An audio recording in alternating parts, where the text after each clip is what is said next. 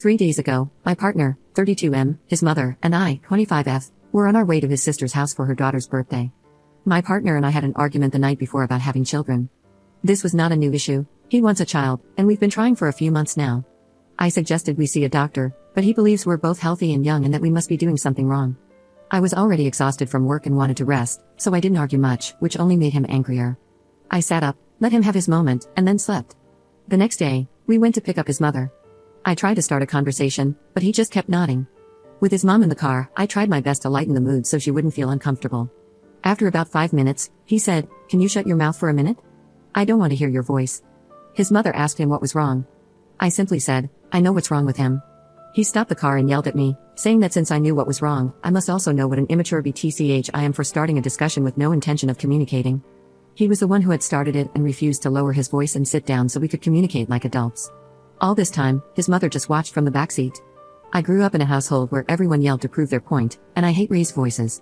Him screaming at me about an argument we had yesterday on our way to a birthday party we were supposed to enjoy made me lose it. I snapped at him, "Can you stop effing screaming? Can't we talk about this when we're back home?" He grabbed my face and told me never to talk to him that way, especially in front of his mother. To this moment, she said nothing. His grip on my jaw worsened with every word. He had done this before but never used this much force. To take his hand off me, I tried to grab his wrist and push but ended up scratching him a little.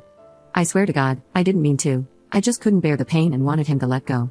His mother suddenly decided to use her voice and started yelling at me for hurting him. She got out of the car and went to his side to check his wrist. I wanted to check his wrist too but was afraid of him losing it even more.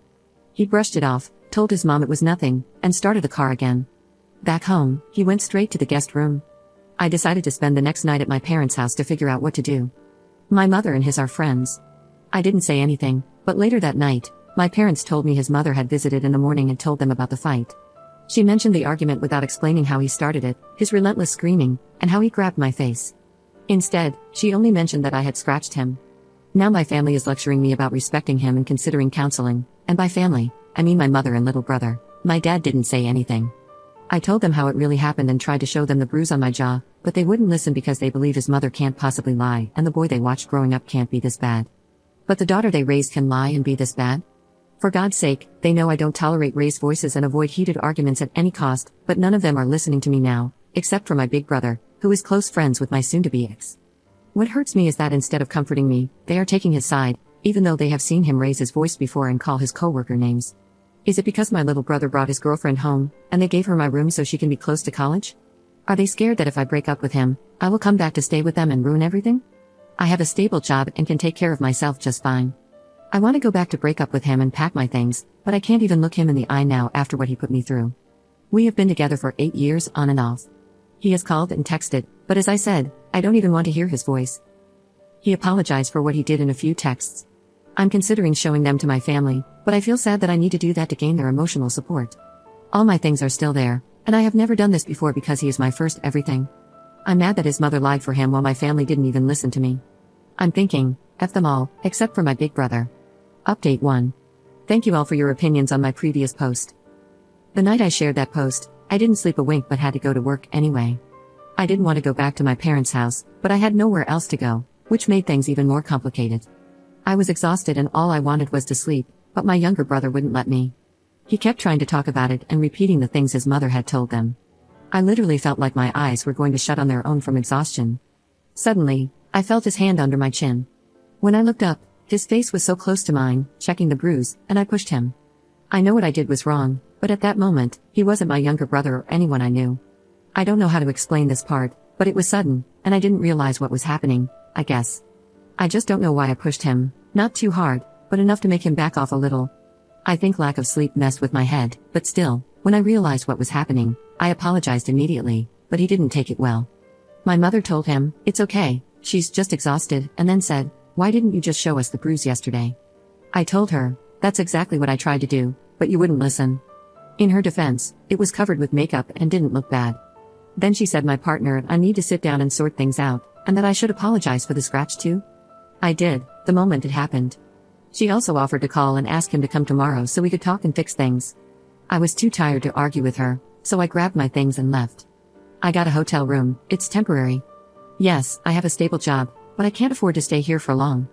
I need to be careful with my money since I'm going to need to find myself a place, buy furniture, and other things.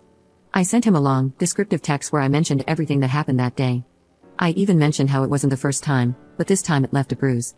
I included the scratch and apologized for it again, as one of you advised me to do, and I got a response. So I guess it's something. My big brother made it clear to me that he doesn't care if they are close friends, family comes first. He said he will bring a friend to help me pack my things when I'm ready. He also offered to let me stay with him as long as I need, but I can't do that. He and his fiancée recently had a baby, and her mother is staying with them to help for a few months. I don't want to make things hard for them. The only friend I have is on a business trip. She was supportive and said I can stay with her when she comes back on Saturday, so I'm waiting for now. She's the only friend I trust. I never felt the need to have more than one since my partner and I used to do pretty much everything together. I can't help but feel like I'm overreacting. I do want to leave and I'm acting on it. But then again, this thought keeps crossing my mind that he's not always like this. I know I'm an idiot. I'm just sharing this with you because I can't be this honest with my brother, and I definitely can't say this to my family. My brother advised me not to answer his calls and texts until I leave, so I don't give him a chance to talk me out of this. My father called me this morning and apologized for not saying anything. He offered me money, $1,500, which I don't think I should accept. By the way, he loves my mother very much, and for him, whatever she says goes. So, to be honest, I'm not disappointed that he didn't stand up for me that day. At least he didn't try to shut me up. For now, I'm gathering any paperwork I might need. Also, I feel I should clarify something. Yes, we dated for 8 years, but we didn't become exclusive until I was 18. He actually waited. It was my older brother's idea, though. His only condition was that nothing would happen between us until I turned 18. You know what I mean by nothing. I think because they were close friends and knowing that my brother was against it at first made him keep his promise. That's all. I will try and give a final update when I sort everything out. Thank you again. Update 2. I don't know where to start. To be honest, I completely forgot about updating until I got a notification a few days ago from someone asking if I got away. A few days after my last update, my brother and a friend of his went with me to pack my belongings. Thank God they did, because we found his mother there too. My ex kept asking to talk with me in private, but both my brother and his friend told him to say whatever he wanted with them in the room. He apologized and asked me to give him another chance, with his mother telling him to man up and stop begging the whole time. I called my friend to thank her again and let her know that I would be staying with my brother for the time being. I stayed with him for 2 weeks. Honestly, I didn't expect his mother-in-law to be that kind. Both she and her daughter, my brother's fiancée, were good to me. I tried to help with the baby, which helped keep my mind off things a little and not feel like I was in the way. I mentioned in my original post that my ex and I were trying for a baby. I also mentioned in my first update how I felt tired all the time. I thought it was because I was going through a tough time, but I didn't know I was pregnant until I miscarried. With everything going on, I didn't pay attention to my period. I started having period-like cramps the night before. I continued to have cramps the next day, which turned into bleeding, and it was like having a bad period, but the bleeding continued to worsen over the course of the day. I probably wouldn't have even thought I was pregnant if my sister-in-law hadn't told me that I might be miscarrying. I was 6 weeks along. Other than the miscarriage, which I'm still a little shaken by, everything has been good with me. I found myself a place 30 minutes from work, and I'm adjusting. The last time he showed up at my work was a week ago or so. 2 of my co-workers told him to never show up again since he has no reason to be there, and he hasn't come back since. I'm no contact with my mother and younger brother. She tries to reach me through my older brother, but he told me it's better if I stay no contact at least for a few months. When I posted, I was more focused on his mother lying to my family, but the real issue was him doing that in front of her. If she hadn't visited and lied, I probably wouldn't have told my family and never posted here. So I would have never known that's not how things work and that's not how my partner should treat me. I sometimes think about my ex. I know I seem weak, but I've known him for so long, and he was my first everything. But now I don't have to worry about a lot of things. I wake up relaxed and don't have to worry about messing something up. By the way, my first therapy session is this Tuesday. That's all, thank you all.